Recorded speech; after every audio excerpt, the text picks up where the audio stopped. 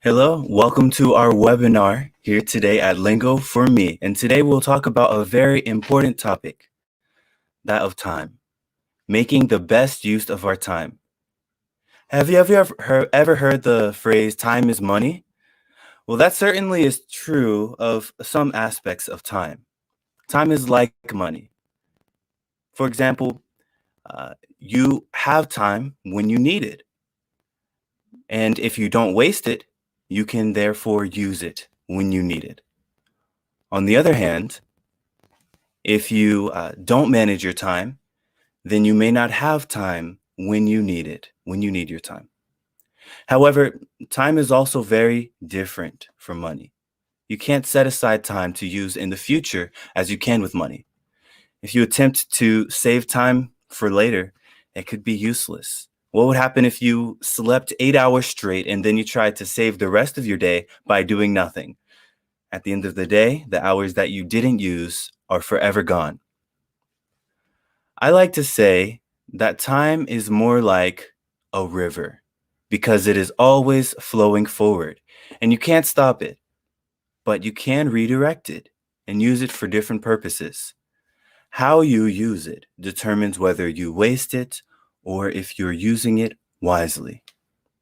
The best way we can make the best use of our river, so to speak, is by avoiding procrastination. Have you heard that term before? Procrastination? What is procrastination?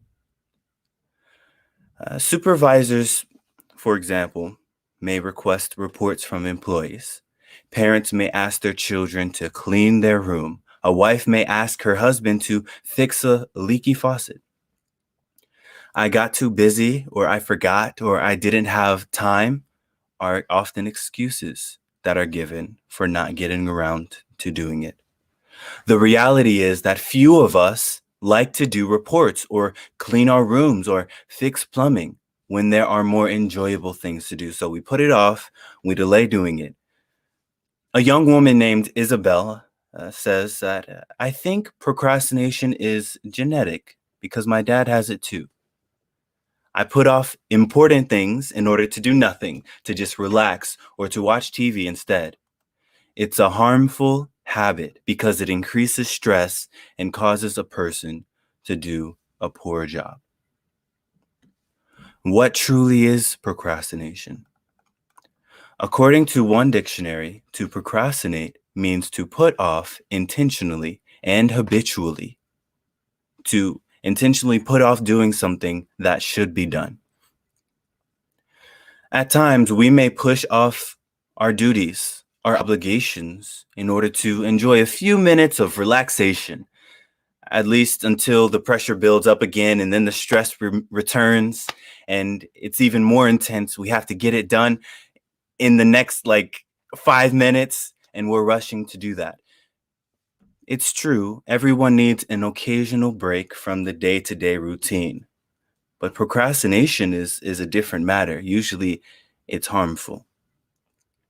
A wise proverb from the past, it says, keep strict watch that how you walk is not as unwise, but as wise person, buying out the opportune time for yourselves. Buying out the opportune time. That indicates that some sacrifice is going to be needed. And since we can usually decide when we carry out a task, we will see better results and we'll get the job done quicker by choosing to start when the time is opportune or the most advantageous. So a question that we may ask ourselves is, are we really procrastinating or are we delaying? Do we have a reason to delay in our tasks? So the question that comes up, procrastination or deliberation? Sometimes when we delay, we are not doing it out of habit or just because we don't feel like doing what we should be doing, but perhaps because it may help us in thought process. There's a such thing as deliberation. How we think about it will determine how it ends up. Not all delays are necessarily harmful. Some may prefer to use this term here, deliberation, instead of procrastination. Sometimes it takes time for ideas to gel and for plans to crystallize. So putting off a decision until a more opportune time may be a good decision in itself. For example, one businesswoman receives a request and doesn't know what to do with it. So she decides to file it in a box labeled suspend on her desk. After a few weeks, she reviews those items and realizes that no response or action was even required. Therefore, she used the time where she could have been worrying about what she would do with those reviews in order to finish some other very important projects. The point is that sometimes we postpone things for good reasons. But if we can and should take action now, and delaying a needed action could cause more problems later, then delaying is procrastination, and we should do our best to avoid that. Edward Young, in the year 1742, says procrastination is the thief of time. And remember, our theme for today is making the best use of our time. So we can't let that little thief of procrastination come in. By the way, have you seen one of the latest reels on Instagram, the account for Lingo for Me? Let's watch that, and then we'll talk a little bit about that after. Yes, don't worry, I'll clean the house. Yes, I'll do the dishes, I'll do the ironing. Relax, don't worry, I'll do everything. Relax, okay? See you later, bye. Ooh, Joe Rogan podcast. Ooh, GTA. Okay, I'll brush later. Let's play it. What time is it? The jobs, I gotta clean the house. I've been procrastinating. But procrastination is so good. So, did you notice what Professor Chris was doing wrong in that video? Initially, he delayed starting. Sometimes we may delay starting a project, and then eventually, we may even forget about it. And then later on, when our friend Chris had already started, he began to get distracted by his game. Does that ever happen with you? We see by the video that he played until the last minute, and then he had to clean in a panic and make sure that everything got done at that last minute.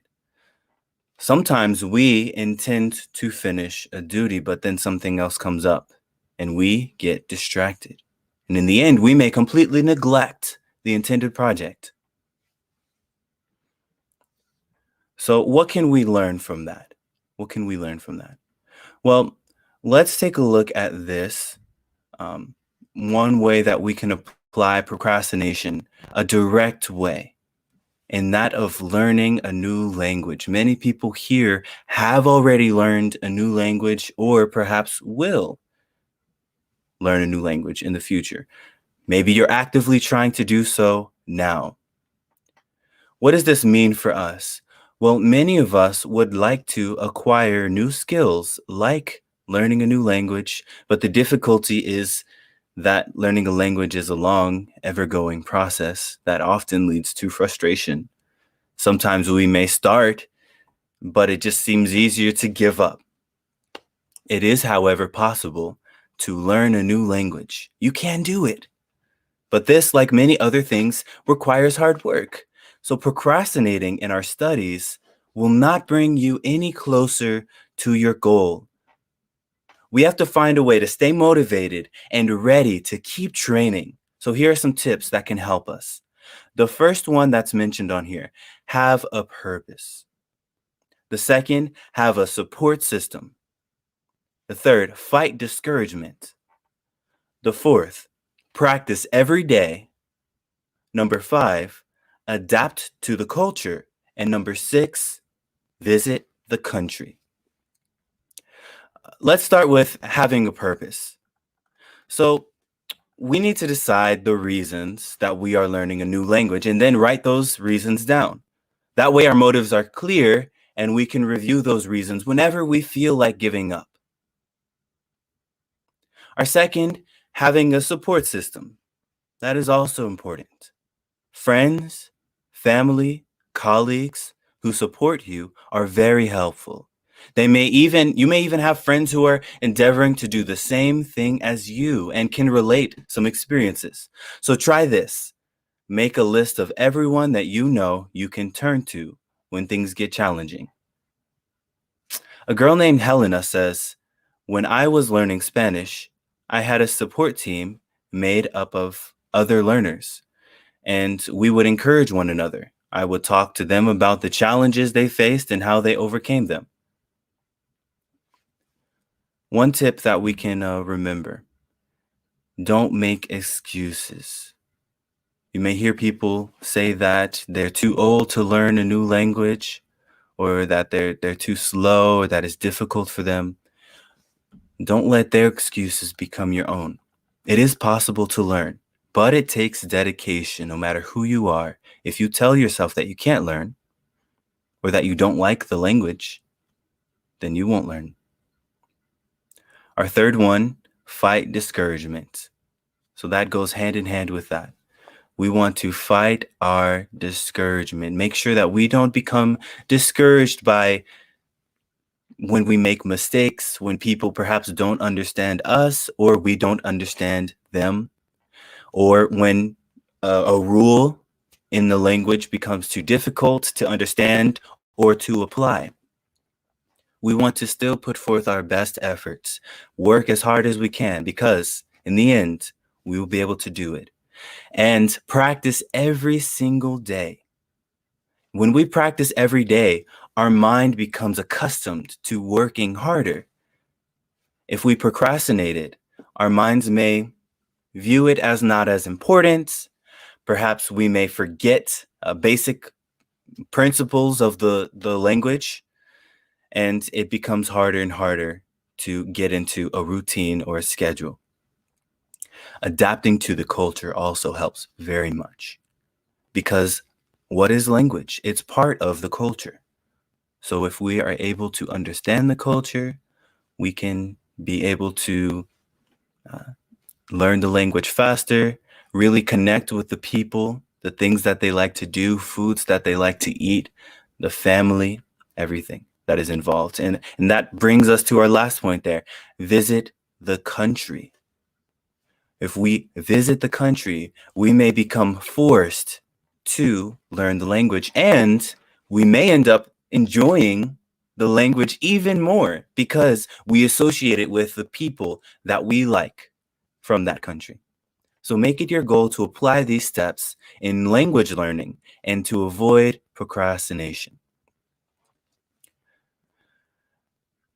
Let's take a look at finding help.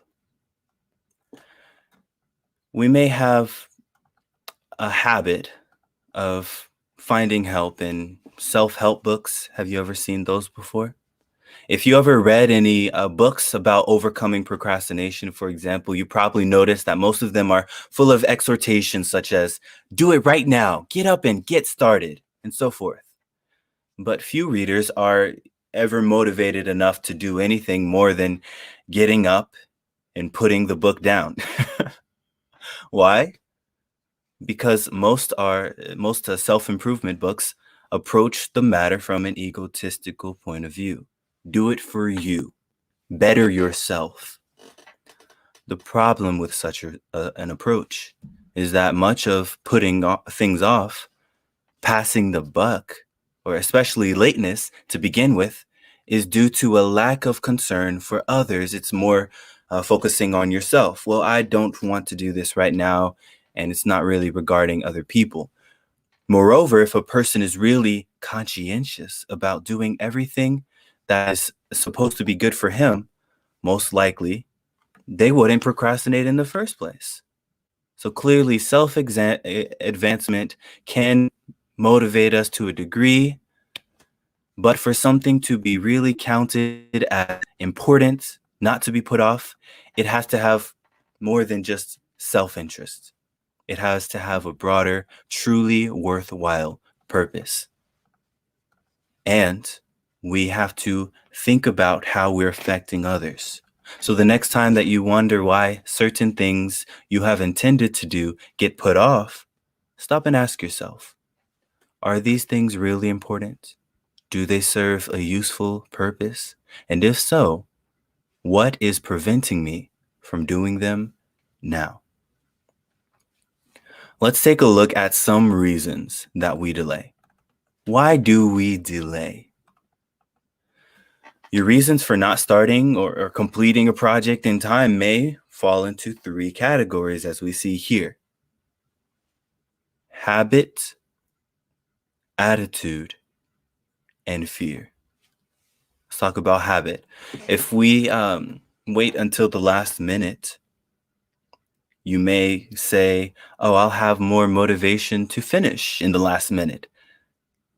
Or perhaps you may say, I enjoy the excitement of doing things in the last minute. Or I'll wait till my boss reminds me a couple of times. That way I'll know what's important and what's not really so important. Or you may say, I have so much to do, I just can't really get to it. Or I have to get the materials, the proper materials. So these may be some reasons that we may have the habit of procrastinating. We have this question here. Why is it so difficult to avoid procrastination? That is such a good question. Let's actually, in this topic, we'll answer that. So we talk about attitude, habit, attitude, and fear. Sometimes these things are holding us back. We may not be able to avoid procrastination because we have to focus on other things. We may be afraid of how we may be affected, how if we do complete an assignment, how it may be received by others. Our attitude also has an effect on ourselves. We may say to ourselves, I don't have the desire to do an assignment, or I only get things done when I feel up to doing them. Sometimes that may hold us back. We may say, I want to do something else. I just don't really feel like doing this project right now. And I lack self-discipline. And then we also can talk about fear. You may say, I'm not sure I can do it, or I don't have enough time to do it, or it's too big of a project, I need help, or what if I don't succeed or finish? Or perhaps I don't have all of the materials that I need. Or I'm afraid that I'll be embarrassed or criticized for my work.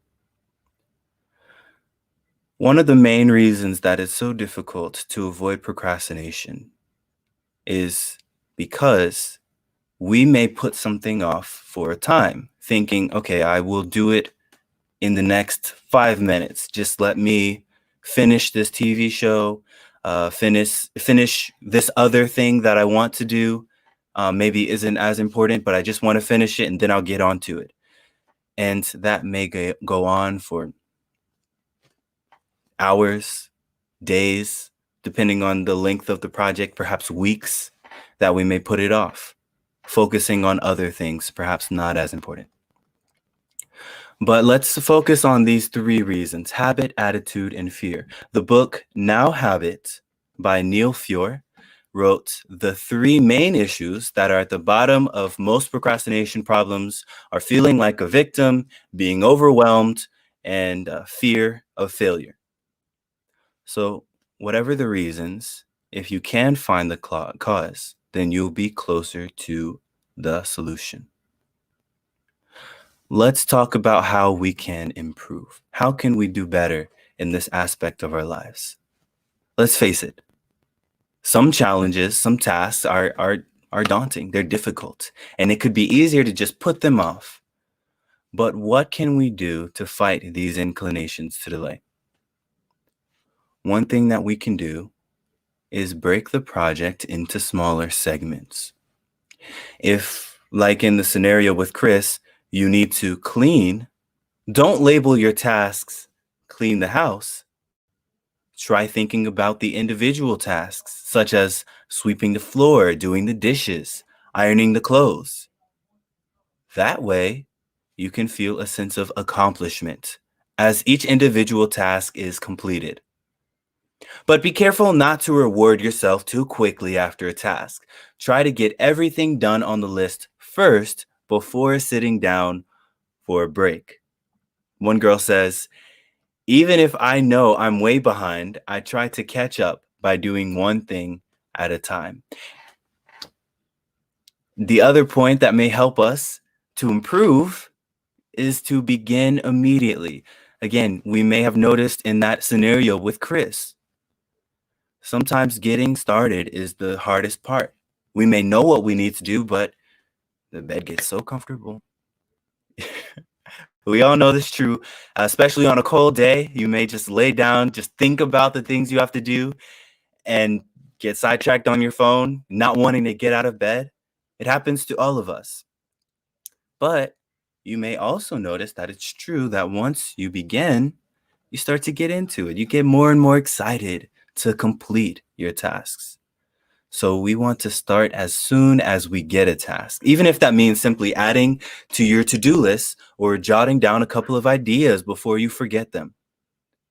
Get right into it. And lastly, ask for help. Your colleagues or role models, others, maybe parents, or even close friends may have faced similar challenges. So why not tap into their experience? They may help you to organize your ideas and make a plan. One tip that we can take a look at too is to make a schedule. It's very important for us as well to make a schedule. True, that may mean that we have to be organized and determined to follow through. But it works to get everything done when you need it to be done. We want to create a plan and list everything that needs to be done when it needs to be done and how long it will take. So that way we can start to prioritize what needs to be done. We can make a to-do list of what we have to do during the day. And remember, when scheduling, we don't want to only list important priorities, also list recreational activities. That includes watching TV, playing video games, or other things that we like to do during the day, playing sports. This is important because it can help us to get a sense of how we spend our time so that we can keep everything in its proper place. There's actually some applications that may help us to be able to schedule properly. Here's just a few that are listed on the screen for you today for your convenience. One that I like to use that I've been using for a while is Google Keep. Now, Google Keep is very simple and cohesive, and it's a method of taking notes of daily tasks. So perhaps not full out scheduling, but just maybe a to-do list, taking a couple of notes of things that we need to remember that we need to do throughout the day. And like many scheduling applications, you can actually access this on other devices as well by means of Google Cloud.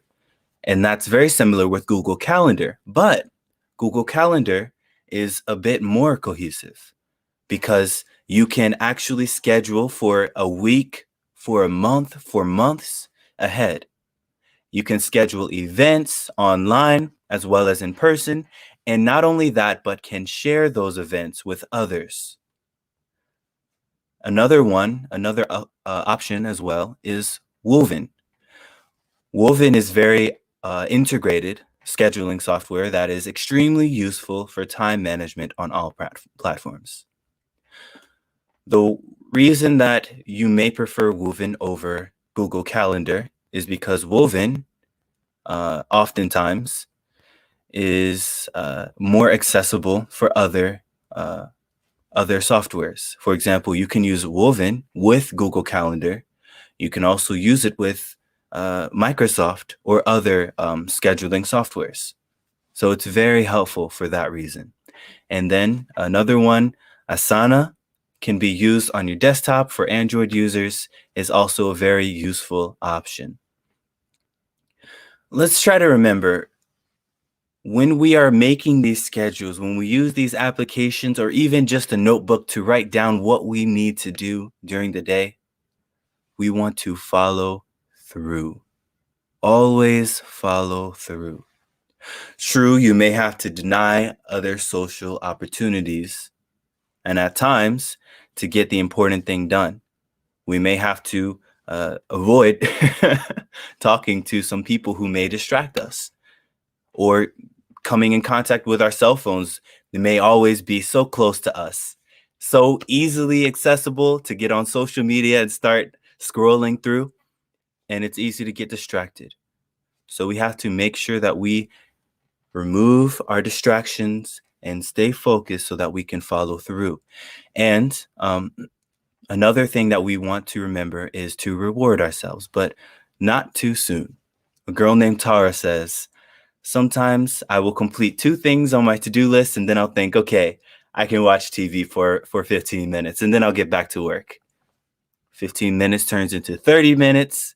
30 minutes turns into an hour. Before I know it, I wasted 2 hours of my day watching TV. Here is an illustration that will help us to visualize the importance of making a schedule. Try this, and I'm actually going to do this with you. I have a cup here. This is my little bucket just for demonstration purposes. So let's take this little bucket, all right, and let's try filling the bucket with sand, all right? So if we pour sand in here, about halfway, I don't know if you can see that. Now we have sand in our bucket. The sand is going to represent the non-essential things in our lives. TV, video games, playing sports, hanging out with friends. And then we have our rocks. Now our rocks are our essential things, work projects, things like that we have to do. Learning a language, perhaps, is one of the essential tasks. Let's put these rocks into our makeshift bucket here. So if you see, we have the sand in first and then the rocks, and easily the rocks start to overfill. That represents that we have run out of time to do our essential things. So let's try taking the rocks out. All right. Take all our rocks out. And we're going to start over because we obviously need to schedule a little bit better than that. So I'm going to put the sand back as well.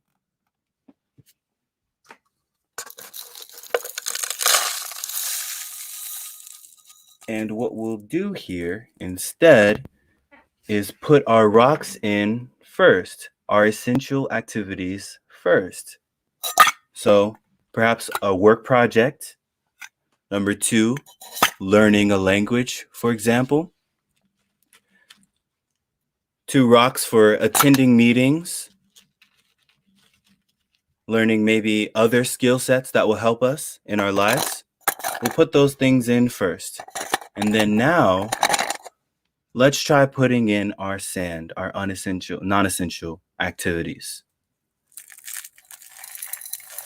A little bit for scrolling through Instagram. A little bit more for playing sports with friends. Let's see how much we can fit in there. Okay, we have a little bit more room, so let's put some more in. All right. So we got it pretty much full. But what happened? Why is it able to fit this time? Because the sand fits in the little cracks and crevices. It fits around our essential activities, therefore making a cohesive and a helpful day for our schedule, for our time. It just works better that way. We put the essential activities first and let all of our recreational activities fit around it. Another way that we can be able to avoid procrastination is by staying motivated. Let's try these 3 steps here. If we don't feel motivated to study or to complete our tasks, let's take a look at this first one. Think of a reason to do it early. For example, imagine how great you'll feel when you get it done. A girl named Amy, she says, I love the feeling I get when I've done something. When I've gone ahead and scheduled and I can finally relax. Also, we want to remind ourselves of the consequences when we delay. When we delay, we add to the stress and we take away our chances of success. You may have heard this quote, you will reap exactly what you plant. Have you heard that before? It's a very ancient proverb, but it still holds true. We reap what we sow. The other point, our third point, to help us to stay motivated is to move the due date closer in mind. One girl named Alicia says, it helps me to pretend that the assignment is due 1 or 2 days before the actual deadline. Then I could recheck it and have a day or two to spare, to relax. It's all about the mindset. We want to tell ourselves that we will do what needs to be done and nothing will get in our way. We need to remind ourselves of what needs to be done. Remember, time is like money. So if we waste it, then we won't have it when we need it. But on the other hand, if we budget it, then we will have some time left over when we need it. So what happens then if we are too busy? What if we're busy all the time? What if we always have things to do? Well, it could be unfair for someone to label us as a procrastinator if we're constantly working and struggling to handle our priorities, right? Here are some tips that can help if we find ourselves too busy. One thing that can help is to do easier tasks first. A girl named Amber, she says, someone once told me that if a task takes less than 5 minutes to complete, you should do it right away. So that includes cleaning, hanging up your clothes, washing dishes, making a phone call, those types of things. Perhaps the tasks that Professor Chris in our video had to do. Doesn't take too long. Try to get those done first. Another thing that can help us if we find ourselves too busy is to set priorities. We can often gauge the level of priority placed on a specific project by when it's due by. The specific consequences or outcome of not getting something done when a particular thing needs to be done can be not so great for us. An ancient proverb actually tells us, make sure of the more important things. So what does that mean? We want to focus on what's actually important. Set priorities. How can this apply to our life? We may ask ourselves, how are we going to stop procrastinating? One way is to keep a list, like we talked about earlier, a to-do list maybe, or just something written of all the assignments and when they need to be done by. That way we can list them by most important. And we want to make a note of when these things have to be, not only when they have to be done, but how long they take. And then we can plan to complete each project on time. Our last way that we can be able to avoid being too busy is by eliminating distractions. See, if we're multitasking, working on a work project and also scrolling through Instagram at the same time, then we'll take longer than we need to. Or perhaps if we work on 2 different things at the same time, or maybe we're on the phone with a friend while trying to type up a report, they can make us delay. So we want to make sure that we are focusing on our time. One girl named Jennifer says, I let everyone in the house know when I'm starting a project. Then if there's any need to have me do something, I ask them to please tell me before I get started. Because once I start, I'm not going to stop until I'm done. She says she also turns off her phone and her email alerts. In that way, she is able to avoid procrastinating in that way. Another form of procrastination that affects all of us many times is showing up late. This may have affected you. I know it affects me. So how can we fight against that? Let's talk about that a little bit. Now, first of all, when we hear be on time, does that mean that we have to arrive everywhere on time, including social events? Because sometimes we may prefer to arrive at the party fashionably late, or perhaps we may come to a gathering after a set time because we had to finish an important project first. Some arrive late just to avoid awkward conversations that are at the start of pretty much every get together. So, in other words, sometimes it's okay to pull up at the party a few minutes late. But there are, however, many benefits to arriving at essential meetings on time. Being on time actually affects our mental status. When we're chronically late to scheduled events, we have a sense of, we're in a sense telling our brains that the meeting is not important, that it's okay to miss some or even all of that meeting. On the other hand, showing up on time gives importance to events. It tells us and others that we want to be there, that we care about the material, and that we respect other people's time. It helps us to be proactive. So when we arrive at our meetings or our appointments on time, it helps us to feel more in tune with what's being discussed. And in addition, it ensures that we won't miss important topics or reminders. The US Today reports tardiness is a common chronic problem among chief executive officers. They arrive 6 to 10 minutes late to meetings, and it adds, citing the survey of 2,700 chief officers executives. It says that lost hours through tardiness and unauthorized absences are a major source of lost revenue. Of course, it's not only the business world where tardiness creates a problem. A survey of secondary school principals revealed that students' tardiness was the primary and most frequent reoccurring disciplinary problem.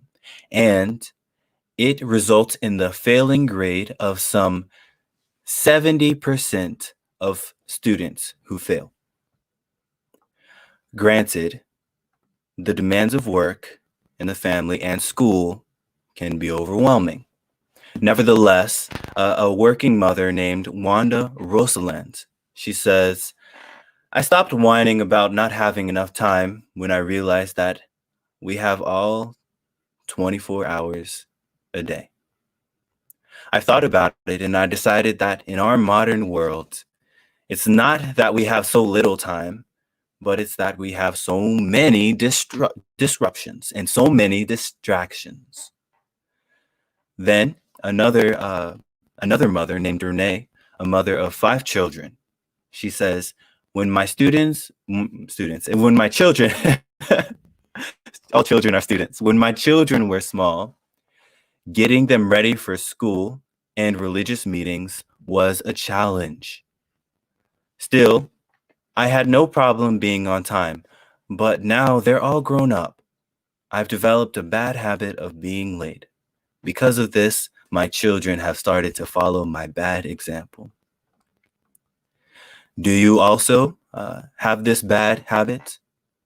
Well, let's see what we can do to improve this. What can be done? One thing that can be done is thinking about the consequences. That will help us in being on time, arriving and doing things on time. We think about the consequences. Just like procrastination, there can be consequences to being late. Chronic lateness may seem like a little thing, but consider one ancient transcript that says, "Dead flies are what cause the oil of the ointment maker to stink, to bubble forth. So a little foolishness does to one who is precious for wisdom and glory." Do you see what that means there? It says dead flies, one dead fly. In the ointment, usually they would use oil or ointment to make things smell good. But just one dead fly, and the whole oil maker would stink. So just as a little foolishness in the form of lack of consideration for other people can tarnish our reputation with a teacher or an employer or others who are important in our lives, possibly with family and friends, we want to take consideration of that. Notice those little things that can ruin our relationship or our reputation. While taking some courses at a local college, a woman named Marie noticed that some of her classmates were quite casual about time, often arriving late for class. But it wasn't long before they had to change, she recalls. Two of the professors were sticklers for time. So if any students were just a few minutes late, they were already marked absent. And so many absences will result in a failing grade. So quickly, they had to notice that it's not okay for us to arrive here in class late. And as we mentioned, chronic lateness, of course, can tarnish our relationships or our reputation. Let's notice what a middle-aged man who was respected for his abilities as a teacher, who had one embarrassing little flaw. He was always late.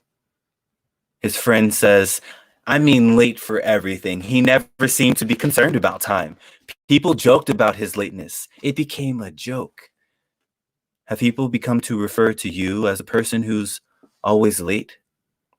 Because if so, they could easily overlook your good qualities and they can start to focus only on this, your lateness. What we want to do is consider others, consider other people. Tardiness could easily be considered rude and could distract other people. And it could give us the impression that we have a superior attitude, explaining why so many business executives tend to be tardy for meetings. One businessman admitted, "Most of us are just arrogant." Let's do well to remember the golden rule. Do you know what it is? Can anyone think of what the golden rule is? Have you heard of that phrase before? The golden rule is to treat others the way that you would like to be treated. Remember that. The golden rule. Treat others how you would like to be treated. Does it ever irritate you to have to wait for someone? Chances are that it can irritate others as well. So let's learn to manage our time properly. Let's think about that. Okay. So we have, showing up to places on time and also these other aspects of our procrastination. Let's do well to actually learn to manage our time properly. Okay. So how can we do that?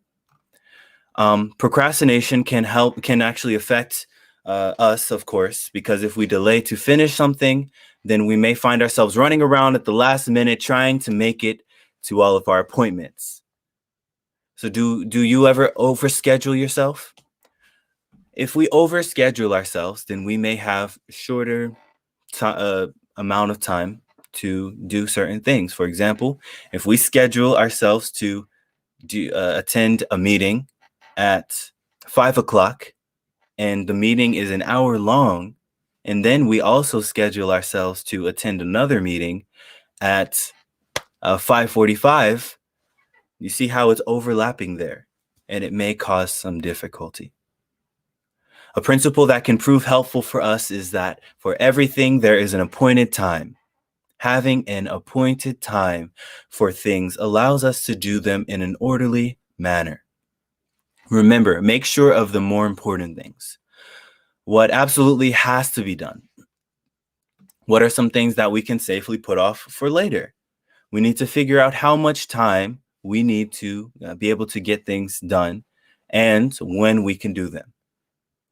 We want to be realistic and avoid scheduling too much in too little time. A woman named Dorothy credits her parents with teaching her to be punctual. She relates, if we had a meeting at 7:30 a.m., my mom convinced me to be ready an hour and 45 minutes before it. So we had to allow ourselves time for eating supper or eating breakfast, washing the dishes, dressing, and driving to the meeting place. Now, perhaps if the meeting is in your own home, like it is now, with this quarantine, with COVID, then maybe we don't have to worry about driving. Maybe we don't have to wake up so much earlier. But we see that it is helpful for us to plan ahead. All right. So sometimes it helps to factor in unexpected events that may happen. Dorothy recalls, recently I had to pick up a few people for a meeting. On the way, I had a flat tire, so I had to fix it, and I was still on time to pick them up. So I always allow time for car troubles and heavy traffic. Another thing that may help us, especially with being on time, but with all forms of procrastination, is getting suggestions from others. You may have heard this phrase as well: iron sharpens iron. Iron sharpens iron.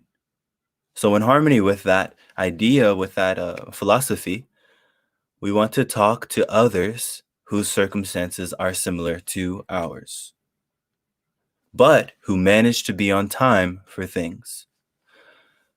Often, there is a number of useful suggestions. If you remember, we talked about a lady named Renee earlier. She was determined to change her tardy behavior. She says, I have recently resolved to do better. Although it hasn't been easy, I've been making some steady progress. So this has helped her to be able to improve in her being late, so to speak, right? For us, of course, we may also want to do better. We may have to resolve in our hearts for ourselves that we will do better. All right.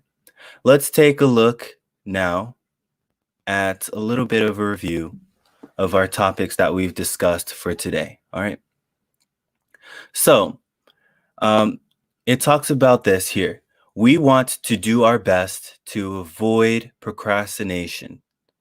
That's one of the topics that we talked about here. What is one way that we can be able to avoid procrastination? Do you remember? One way that we can avoid procrastination is by writing a schedule, right? If we have a schedule, then it can help us to list what things needed to be done and to be able to do them, to get them done. All right. Another thing that helps us to be able to avoid procrastination is to have our friends, allow our friends to assist us. Those that we know are good with managing their time. They may be able to help us to avoid procrastinating in our time management. Can they not? Of course, we're not perfect. So again, we may still procrastinate. But we want to take these principles to heart to help us to make the best use of our time, to manage our time. Sometimes it is helpful to put aside certain tasks in order to give our minds time to think, time to break. That was called deliberation, as we discussed. But we should be careful not to delay too long. We remember that we want to get things done, do things right away, and get them done as soon as possible. Do we not? And we want to make sure that we also focus on the three things that may stop us from getting things done in a timely manner. Those three things: habit, attitude, and fear. We can be able to overcome these challenges by staying organized, like we mentioned time and time again, creating a schedule and prioritizing our time. And of course, we want to make sure that we are staying motivated, do we not? And we also talked about arriving on time. We always want to make sure that we arrive on time. That is a tool that will help us personally, and it shows concern for other people. It is another step that will help us to make the best use of our time, be the best versions of ourselves that we can be. So now we've discussed ways that we can avoid procrastination and that we can make the best use of creating a schedule. Now I want to ask for those who are watching, if you have any questions about what we've talked about today, about managing your time, now is the time to ask in the chat, and I'll do my best to answer these questions.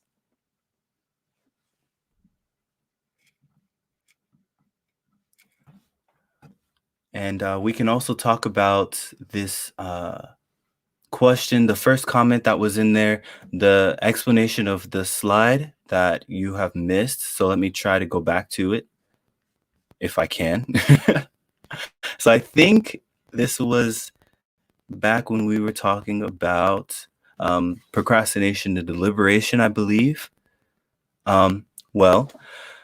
Deliberation is something that happens when we perhaps know what we need to do, but by giving our brain some time to think about it, we may allow ourselves to come up with a better answer, a better response, or to do the job in a better way.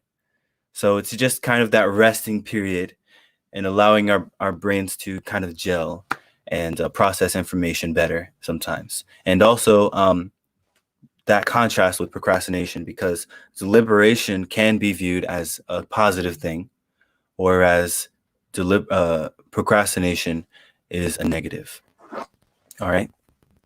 Let's take a look at this last slide here.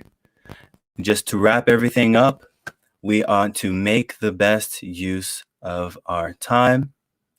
And we know that with these tools that we've discussed today, we will be able to do that, to make the best use of our time. All right. So if there's no further questions, I want to say thank you for all of you who have tuned in today to watch today's webinar about making the best use of our time. And I hope to see many of you, perhaps even all of you, in future webinars here at Lingo for Me.